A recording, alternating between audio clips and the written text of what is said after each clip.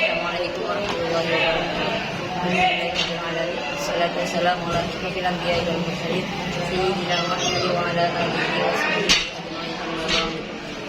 Yang saya muliakan para ulama, guru subhanahu wa ta'ala tausiah yang dihaji Bapak Syekh Sulaiman saya Mawimi pengawas penggabungan dan fikih dan Kiai Haji Azhari Mulyadi yang saya hormati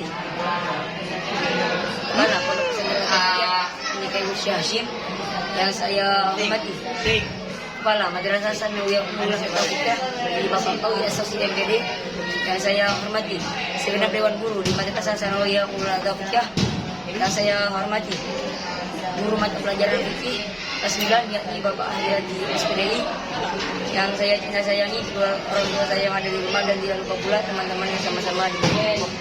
Perkenalkan, nama saya R. Bagus Mukul Arvin dari kelas 9B akan berprestasi dalam mata pelajaran fikih yang bertema riba. Dalam penjelasan riba ini dibagi menjadi 3 penjelasan. Yang pertama yakni pengertian dan hukum riba, yang kedua macam-macam riba, dan yang terakhir sebab diharamkan dan manfaat dilarangnya riba. Yang pertama, pengertian dan hukum riba. Di dalam pengertian riba dibagi menjadi 2, yakni pengertian istilah dan pengertian bahasa. Dalam pengertian bahasa riba, yakni menurut bahasa riba adalah tambahan atau kelebihan, sedangkan bahasa Arabnya adalah ziyadah.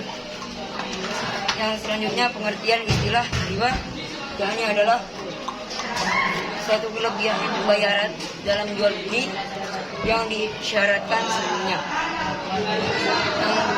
Yang selanjutnya yakni hukum riba. Hukum riba adalah haram.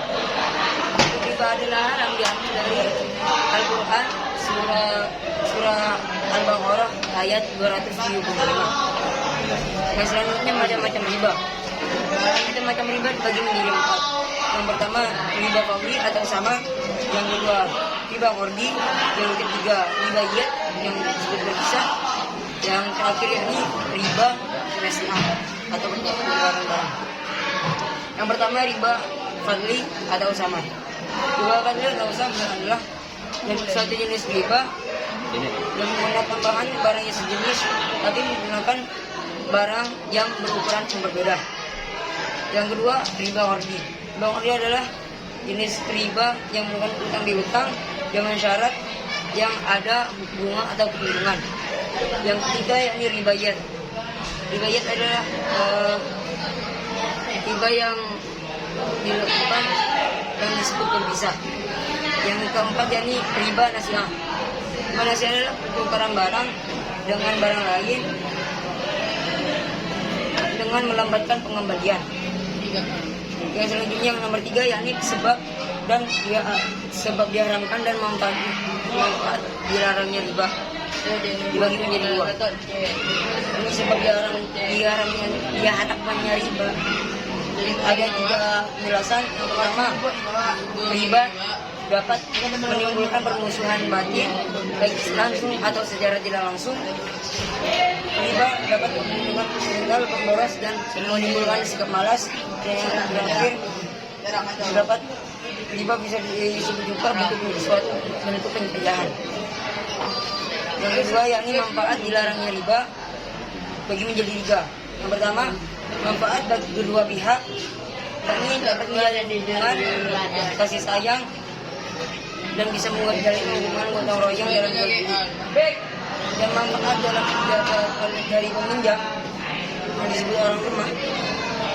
Yang pertama yakni selamat dari pemerasan rentenir. Yang kedua hidup menjadi tenang. Yang ketiga selamat dari ancaman Allah dan Rasulullah. Yang selanjutnya manfaat dari rentenir atau pemilik uang dibagi menjadi 4. Yang pertama mempunyai sifat tidak tamak. Yang kedua hidup menjadi tidak malas. Yang ketiga tidak mengenai orang yang menjadi sasaran. Yang keempat selamat dari ancaman Allah dan Rasulullah SAW. Sebenarnya hanya itu saja yang dapat saya sampaikan. Wassalamualaikum warahmatullahi wabarakatuh.